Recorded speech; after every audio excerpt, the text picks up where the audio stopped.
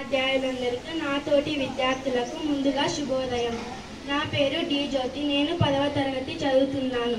నేను ఇప్పుడు చెప్పే విషయం పేరు మల్లవరపు విశ్వేశ్వరరావు గారు రాసిన పద్యాలు మరియు వాటి భావాల గురించి మేము చెప్పబోతున్నాము.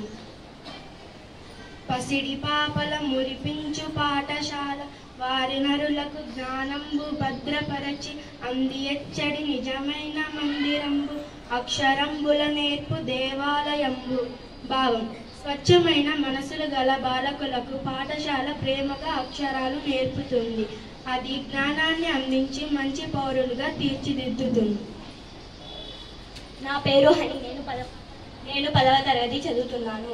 తల్లి వలె బిడ్డలందరి తలను నిమిరి వారి తలలకు ప్రేమ సాంబ్రాణి వేసి దివ్య సౌగంధములు నింపి తేజమొసగి 5 తరగతులు నేర్పున అధ్యాపకుండు. ఉపాధ్యాయుడు తల్లిలాగా బాలల తలను ప్రేమతో నిమిరి చదువు నేర్పి హృదయాలను వికసింపచేస్తాడు.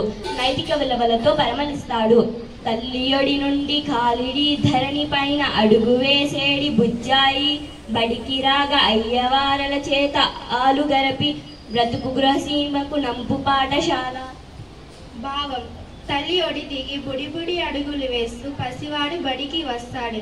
అది అతని ఉపాధ్యాయుల చేత చదువు సంస్కారం నేర్పి కొత్త జీవితాన్ని ఇస్తుంది.